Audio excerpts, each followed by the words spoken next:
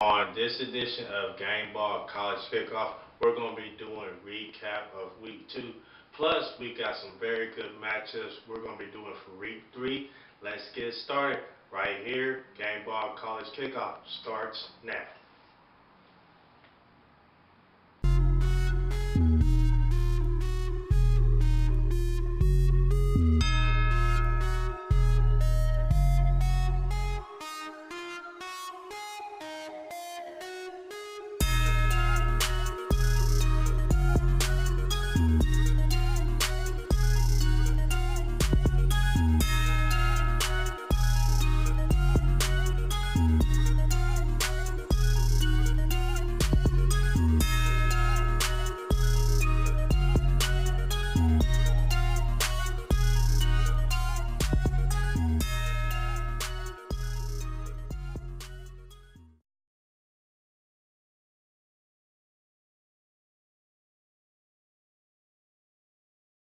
What's happening, everyone? Welcome to Gameball College Kickoff, where the football season never ends. I'm your host, Michael Riley.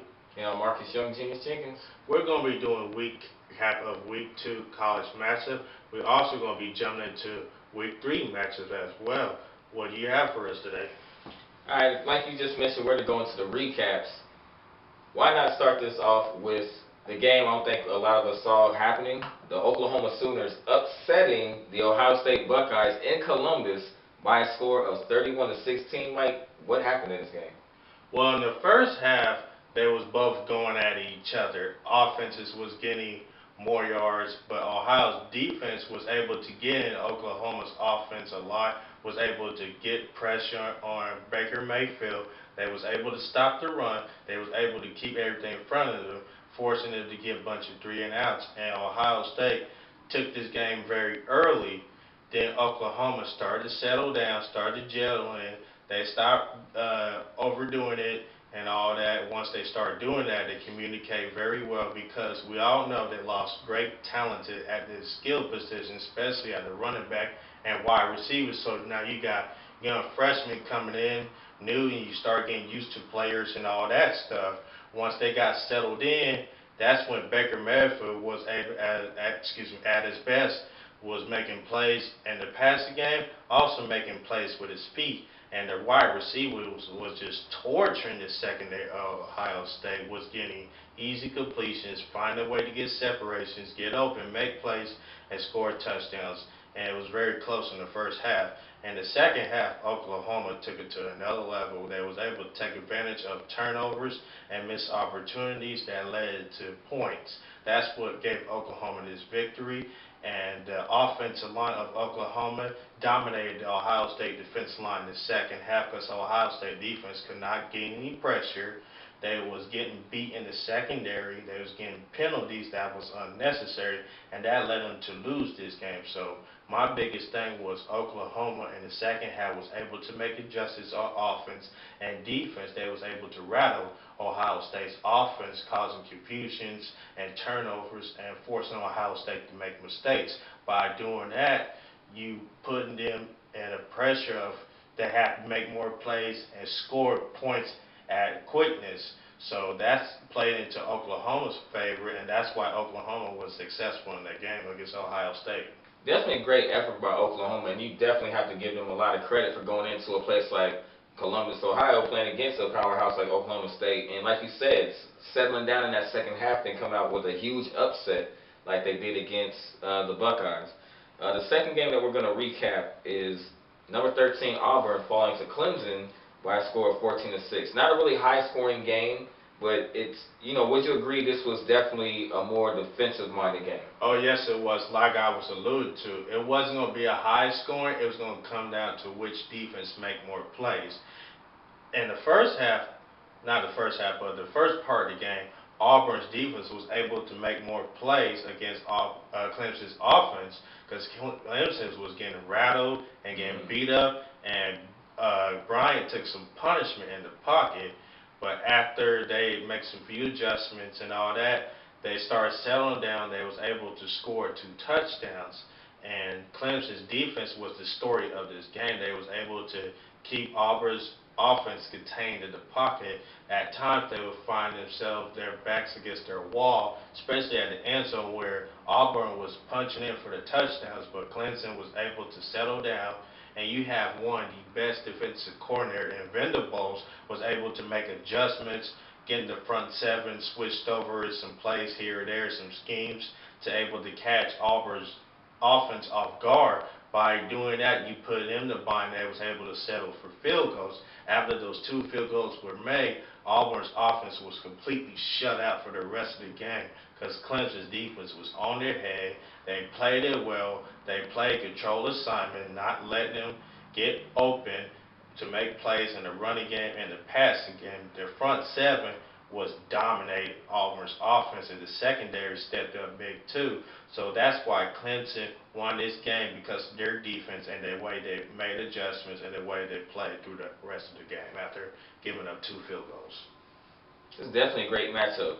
I mean, one thing I've definitely said, and we talked about this, is just the matchups that are coming early during the season. We don't have to wait till, conference time, like, for example, the SEC, and when, like, the big teams, like in the Big 12 or so on, these matchups are happening now. And I'm impressed. I'm very excited, and we're only going into week 3 of college football, and I have a feeling it's definitely only going to get better.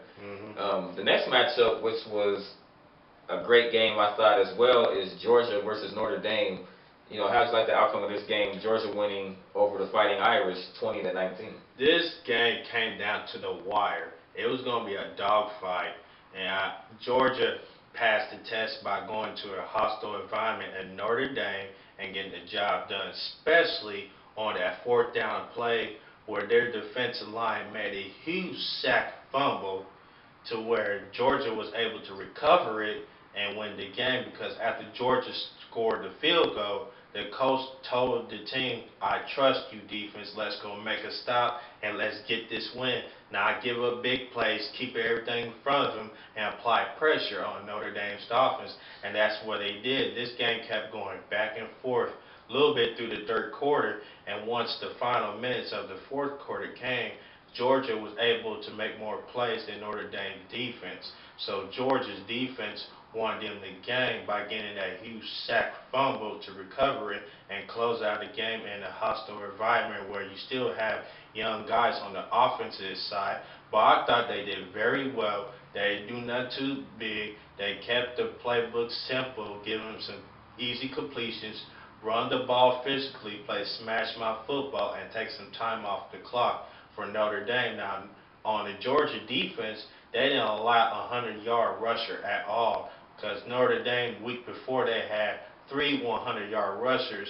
But this game, total-wise, they had 150 or 60-something yards for all 3 running backs. That's how you can tell Georgia's defense was ready, prepared to play this game against a very good offense, especially their running back. So that was a big credit for Georgia's defense. Their front seven just kept attacking, getting pressure, getting to the backfield, penetrate, stopping the run, and also making plays to win the game when they needed to. That's why they got the win over Notre Dame by 1 point on the road. Close score indeed, and a great defensive effort, like you were mentioning, for the Georgia Bulldogs, especially with the game on the line. The last matchup that we're going to recap from last week is the Louisville Cardinals taking on the North Carolina Tar Heels. The Louisville Cardinals came up big against North Carolina, 47-35. How did you think about this game? Well, this game in the first half was going back and forth on offenses. Who was scoring the first point and who was scoring another point. They just kept returning, going back and forth. Then the second half, Louisville was able to settle down, was able to gel in, and they was able to score more points. But the defense has to clean up on penalties. That is the 2nd week in a row they had double-digit penalties, especially dumb penalties where you don't need unnecessary roughness, which is you got to use your head, right, and control your emotions. And Louisville can do that. They can find themselves winning more games like that and not make it close in the first half. But they made the adjustments. They was able to clean up the penalties. And Louisville's offense, how can you stop Teddy Bridgewater? This boy is bad. He is something special. And you wonder why he won the Heisman. Now, last year, a lot of people are saying Deshaun Watson should have won the Heisman, this and this and that. But only thing that Deshaun Watson did, he threw 17 interceptions. With Teddy Bridgewater, he didn't throw as many interceptions. He had rushing touchdowns, also passing touchdowns. You can also see this year he's being more consistent in the passing game. He's getting more comfortable staying in the pocket. He's setting his feet and was able to throw the ball with accuracy. There's still room to improve and grow on, but as the time goes by, you can also see he is very mature working on his fundamentals, and that in the last two games, you saw that. So in the second half, it was all Teddy Bridgewater just carving up North Carolina's defense, and North Carolina's defense was not able to do nothing about it. So that was the outcome of the game, and they opened the door by scoring 18 points. But North Carolina was able to score to make it 12. But that opened the floodgates for a blowout, almost a blowout technically. But that's how Louisville won. And those are your Week 2 matchups. And that recaps all of our Week 2 matchups. And now we're going to talk about our Week 3 matchups. And of course, later on, we're going to talk about our predictions. Mike, the first game that we're going to talk about is number 3 Clemson taking on who we just talked about previously, the number 14 Louisville Cardinals. Clemson, like we discussed, is coming off a victory over the Auburn Tigers by a score of 14-6. Kelly Bryant was brilliant in that game, not only as a quarterback, but also seeing him kind of as a running back as well. Throwing 19 to 29 passes for 181 yards. Also 19 carries on top of 59 yards and scoring 2 touchdowns in that matchup. So definitely a great weapon for Clemson. And then on the side of number 17 Louisville, Lamar Jackson, 6 touchdowns by himself in one football game in his win over Carolina, of course, 47-35. Malik Williams had 149 yards and a touchdown as well. Wide receiver Jalen Smith was solid with 9 receptions, 183 yards as well as 1 touchdown. So with that being said, what do you like about this matchup the most? Well, this is a repeat of last year's matchup where Louisville versus Clemson, it came down to a wire, head-to-head, who's going to make the last play of the game. Clemson defense was able to make the last play of Louisville's offense last season, but we're switching it to this year. Now they're on the road against Louisville, and Louisville is going to be hyped up. They're going to be excited, and they're hungry to get at Clemson because they feel like if they would have won this game, they would have went to the college playoff. But I'm excited to see how Louisville is going to respond from last year's loss on the road to Clemson. So it's going to come down between who's going to make the last play to win this game. I'm excited to see this matchup. This is definitely a great matchup. On the side, let's start with Clemson. What are their keys to victory against the Cardinals? Well, keep it simple. Keep Teddy Bridgewater contained in the pocket. The defensive line of Clemson has to be smart, play assignment football, and not let him get outside the pocket, make plays with his legs, or to pass the game because he's a dual threat, big play waiting to happen quarterback because you don't know he can hit you from here or hit you from there. So the front seven has to keep him contained in the pocket. Also, the secondary has to help in the run support as well and not let anything big go over them. Keep everything in front of him and let them make the mistake. Once you let them make a mistake, then you take advantage of it. Offensively, they have to get off to a faster start than what they did against Auburn. They can't afford that. So if you get off to a fast start, put pressure on Louisville to have them score quickly. Because if you put pressure on Louisville,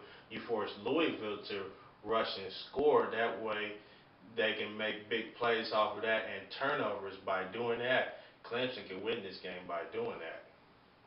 So those are the keys for victory for Clemson to win this game. How about we're going to flip it to the side of the number 17 Cardinal. What are their keys to success? Well, they can't be sloppy in the first half on offense like they did against North Carolina. They have to be consistent. They can't miss big plays. That Teddy Bridgewater has to make easier throws. He has to be able to fool the defense like he's been doing, making plays with his legs, also making plays in the pass game to be more accurate. Now, on the defensive side, they have to clean up the penalties. That's where it hurt them the last 2 games. giving out double-digit penalties. If they can eliminate the penalties, at least 5 or 6 of the whole game, then they have a shot. They gotta control their emotions. They have to be smart, and they have to keep Kelly Bryant contained in the pocket because Kelly Bryant is like Teddy Bridgewater in a way, and you can't give up big plays against a very physical receiving core of Clemson. So if Louisville can be able to do that on offense, be able to score more points and put pressure on Clemson's defense, and if Louisville's defense get able to clean up their penalties and play smart physical football, they can win this game at home. Yeah, I definitely got to ask you this. I mean, it's absolutely impressive for someone like Lamar Jackson to score 6 touchdowns by itself in one single game. Do you see something of a similar effort, or do you see Clemson basically kind of keeping an eye on Jackson and trying to contain him a lot more? I see a repeat of last year. Clemson keeping an eye on him, containing him in the pocket, have a spy linebacker on him to blitz up, do a delayed blitz in the passing game to catch him off guard. That's where you're going to make him struggle and he's going to get real frustrated. Once you make him struggle and frustrated, you win on defense. This is definitely a matchup, definitely to keep an eye out for this weekend, Mike. And we're going to talk about the second matchup, a number 23 versus 24 matchup. Speaking of the number 23 Tennessee Volunteers taking on the number 24 Florida Gators in this matchup. Number 25 Tennessee is definitely coming into this game. They're now number 25 after last weekend. They won 42-7 over Indiana State. Ty Chandler, 91 yards on an opening kickoff return back for a touchdown, which is impressive. Quarterback Dormady, 13 for 18, 194 yards, 2 touchdowns and 1 pick, so a pretty solid game. For Florida, of course, last week their game was canceled against Northern Colorado, of course, due to Hurricane Irma. But they are also coming off of a Week 1 loss, however, to the Michigan Wolverines, 33-17. They were held scoreless in the second half of that game after outscoring Michigan 14-3 in the second quarter alone. So coming off of that loss against Michigan and playing against a solid opponent such as Tennessee, how do you bounce back from a Week 1 loss and then, of course, you're actionless in Game 2? Well, it has to start with the offense because the offense could get nothing going against Michigan. It's the quarterback spot. They keep switching quarterbacks here, there, here, and there. You have to be consistent or a quarterback and let them grow. You have to find that quarterback to be able to lead this team. They have talent at the skill position, but it's the quarterback has to step up to deliver. If the quarterback can step up to deliver, they can make this a close game, and the offensive line can hold it down, get their blocks going, especially in the passing game, then they'll be fine. Defense, they should be able to get their players back, but we don't know yet. So if they get their players back, the defense can play a big role of helping Florida winning this game. So those are the keys for Florida to win. And for Tennessee, they have to take a page of what Michigan's defense did to their offense by forcing turnovers, forcing them to make mistakes, 3-and-outs, win on third down, and cost them to have penalties. And if you can do that, Tennessee can win this game. And special teams has to be big again in this game because last game, special teams played a huge part in was scoring most of the touchdowns. That's how they got most of their points. So if the special teams can repeat of what happened last week, Tennessee can win this game, and their offense has to be consistent. They have to get the running game going, and the passing game just complete some easy throws, nothing too big, and just keep it simple. That's all you need, and Tennessee can win this game. So we're going to switch to the side of the Florida Gators. What do you think the Florida Gators have to do to upset the Volunteers? Well, as I was alluding to earlier, they have to start fast on offense. They have to have their quarterback to able to deliver big plays to their skilled players. And defense, if they get most of their players back, they have to be able to make plays and force Tennessee to make the mistake, capitalize on turnovers, get their ball back to their offense, and Florida could find itself winning this game. So we're going to move on to the third matchup. The Kansas State Wildcats, who are now ranked number 18 in the top 25, taking on Vanderbilt. Both of these teams are starting the season at 2-0. Kansas State coming off of a dominant win over Charlotte, 55-7. Kendall Adams scores 2 defensive touchdowns in that effort, including a fumble and running one back for 54 yards. Jesse Ertz, 16 of 21, 178 yards, pretty solid. Alex Barnes carries for 99 yards and a single touchdown. Vanderbilt, however, they're coming into the season starting second in the SEC East. Last year in 2016, they were 6-7, 3-5 in the SEC. They lost the Independence Bowl to North Carolina State, however, 41-17. What do you like about this matchup? Well, it's a Big 12 versus the SEC, and this is a statement for the Big 12 Conference to get a win going to that hostile environment in the SEC. I would like to start off with Kansas State. They just have to keep it simple. Bill Snyder simple football. Control the clock on the offense, ground and pound, take as much time off the clock as you can, wear down the defense, putting pressure on Vanderbilt's offense to play catch up and have to score more points. If you can do that, K-State can win this game by doing that. Also, they could be more consistent in the passing game, which they can get a little better at, and let their playmakers make plays also. So the goal is keep it simple, nothing heavy, play power football, take a time off the clock, let it drain, force Vanderbilt's defense to get tired. By doing that, they can score touchdowns after touchdowns. They can be successful for offense. Now for defense, Vanderbilt has very talented offensive skill players, but K-State is the type of defense where they bend but don't break. They keep everything in front of them.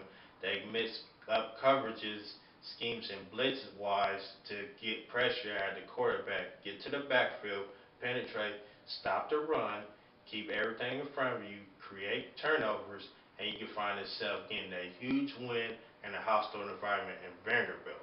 That's the keys for K-State to win this game. Now, for Vanderbilt, of course, being at home and not allowing a team like Kansas State to come in and still a win on their home field, how do you think they do that? Well, this is a big game for Vanderbilt. They're in, like you said, they were second in the East of the SEC. So for Vanderbilt to make a statement against a well-disciplined Bill Snyder team, they have to force Bill Snyder team to make a mistake. They have to be limited on mistakes. You can't have turnovers because if you have turnovers on offense, K-State will take advantage of that and make you pay for it. So be very consistent on offense, get some easy plays, get some easy completions, and once you do that, get the running game going, then you set up for the big play and the play action. So if Vanderbilt can do that, control the tempo of the offense, wear K-State down, have them on their heels, able to score touchdowns, they'll be successful for offense. Now for defense, they have to stop the run and force K-State to beat them in the passing game. If you force Kansas State offense to beat you in the passing game, you can make plays, get turnovers, and get the ball back to your offense.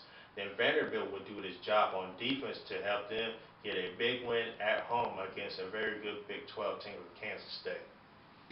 And that's how Vanderbilt can beat Kansas State at home. Now, for Kansas State, how big of a win would this be for them?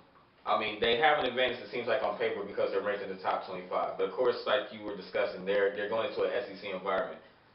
You know, how big of a win would this be for Kansas State, not only for the Big 12, but for their program as well? This will be a huge win for K-State to win on the road in Vanderbilt if they can do it. By getting this win, they'll get more recognition in the Big 12. Also, they could climb up the charts and possibly get into the 14 playoff conversation. Now, there's a lot of pressure on K-State going to this game since they're ranked, but Vanderbilt has nothing to lose. They're playing with house money, and they're going to be the underdogs in this game, especially at home, where nobody is giving them a shot to win against a very good team in Kansas State from the Big 12. So I'm excited to see this matchup of the outcomes going to be. Now, one question I do want to ask you is this.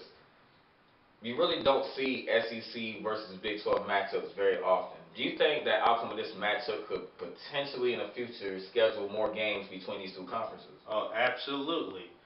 Whoever makes more plays, whoever has the ball last, and whoever does their job good be able to win this game. You'll see more of the SEC versus Big 12. So this will probably generate big TV ratings, and I'm excited to watch this game. I cannot wait to see this. This is a great test, definitely for both Kansas State and Vanderbilt. Especially Vanderbilt, this is a huge test for them, especially their upcoming program to get good recruits coming in.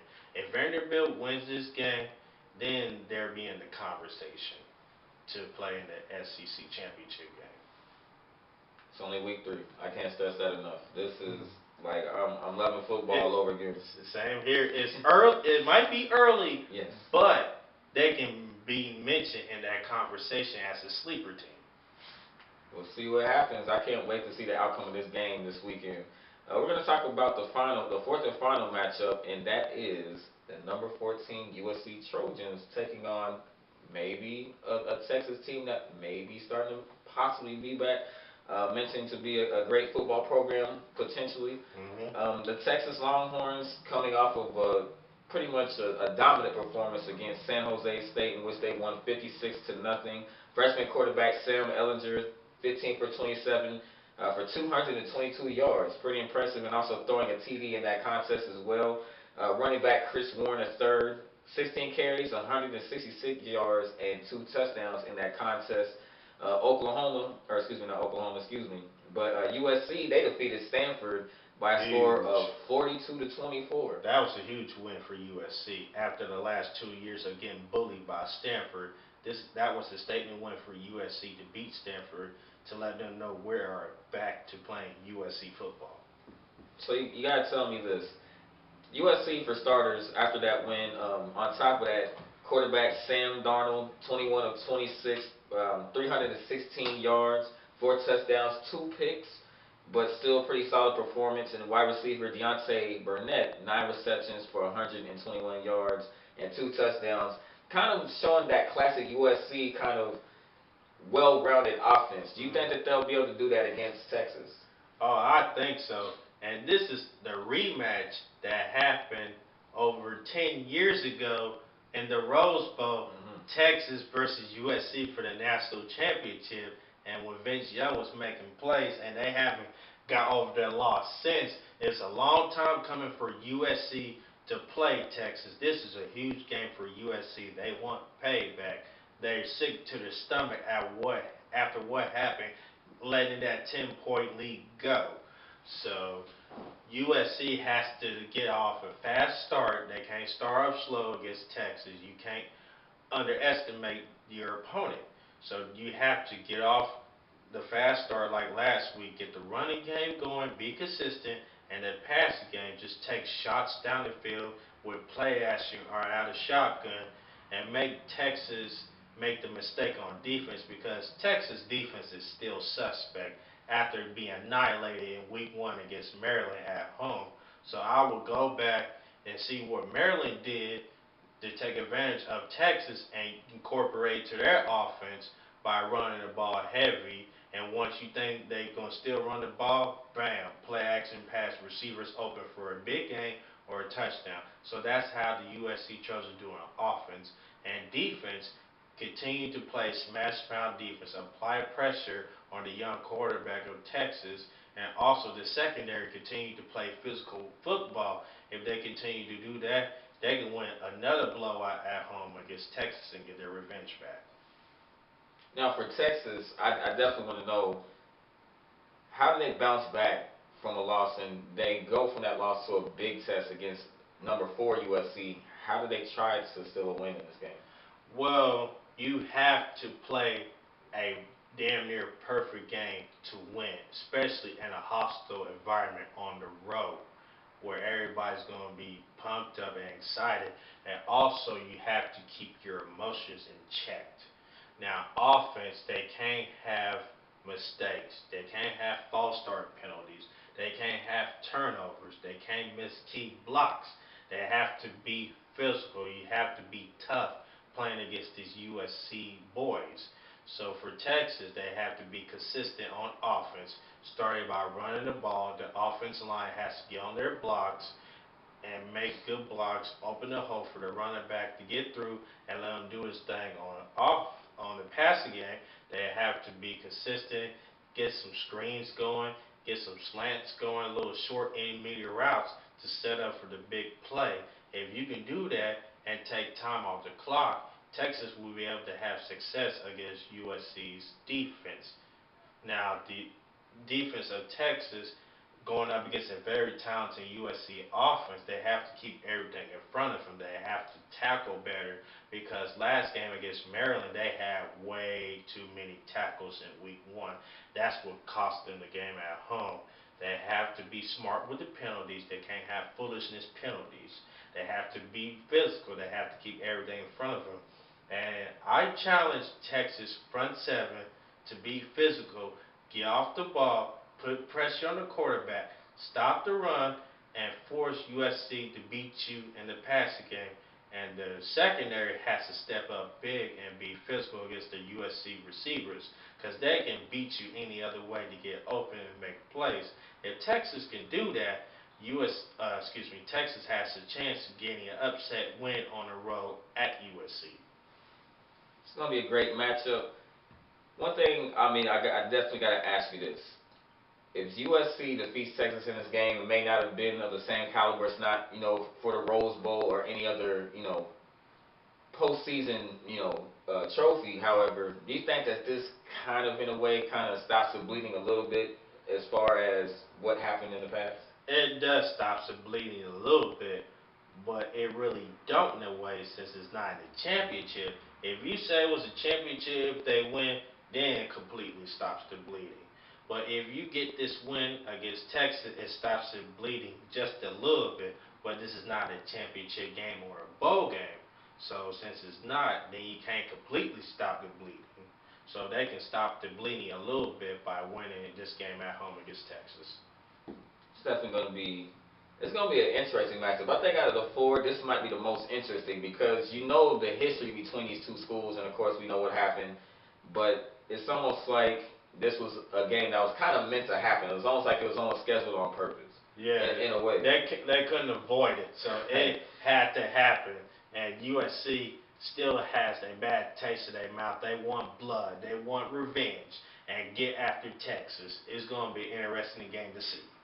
One last question I do have to ask you about that, kind of staying on the same topic. Even though it may not be the same coaches, it may not be the same players, but what does still make matchups like these just like it still make them like a huge deal, even though there's different faces? Recruiting. It's all about recruiting in the offseason because USC, even though they recruit on the West Coast area, they also recruit in the Texas area. So recruiting plays a big part, and bragging rights play a big part as well, especially for the fans of USC and Texas. So that will play a big role in this game. All right, and with that being said, I can't wait for that matchup, definitely. We're going to go into our predictions. Let's do it. We're going to start with Clemson and Louisville. Who do you like in this game? It was a toss-up for me. I kept finding myself going back and forth, just like, I want to pick Louisville so bad, but I can't go against the national champions Clemson because they are too well coached, they are too well disciplined, especially on defense, to let Teddy Bridgewater go wild on them. So I picked Clemson in a very close game, 30-27 to win at Louisville. I definitely like the Clemson Tigers as well. I just think that championship experience and the defense that they showed in week one, to me, I just think that might be the thing that gets them past Louisville, I think, going towards the end of the game. I give them, I'm going to say 21. I'm going to say 21-14. I think it's going to be a close game, like you said, but a great matchup nonetheless. We're going to jump into the second matchup, Tennessee and Florida. Who do you have? I say Florida makes it interesting, but I'm going to roll with Tennessee to win this game, 20-17. I'm going to say this is going to be,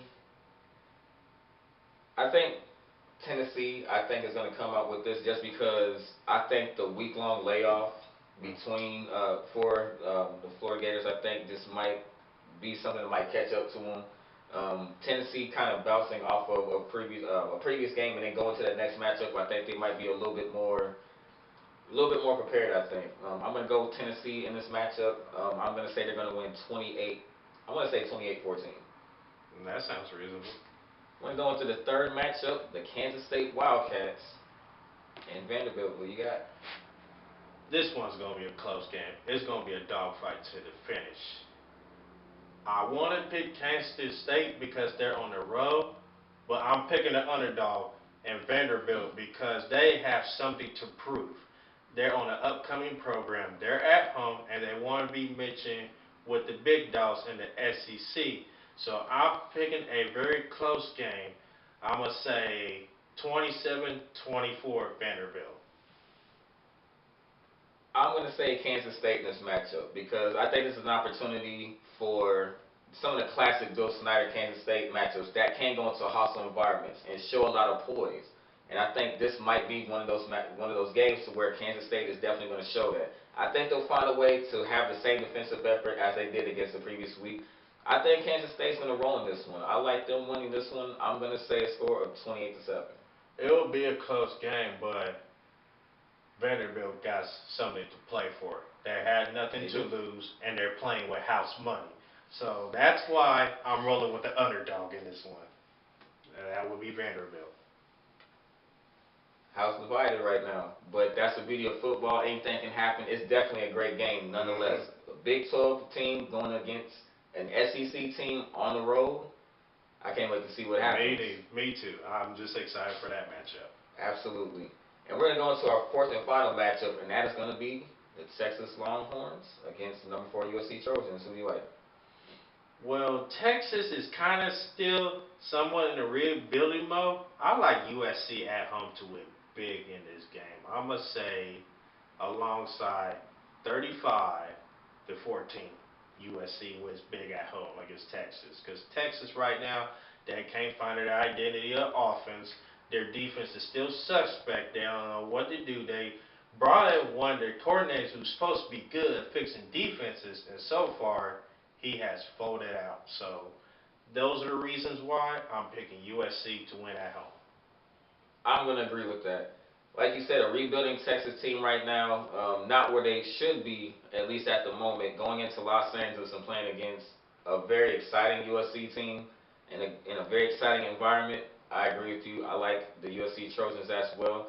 I'm going to say they're definitely going to run up the scoreboard. I'm actually going to say they're going to shut out Texas. I'm going to say 28-0 USC beats Texas. You heard it from him.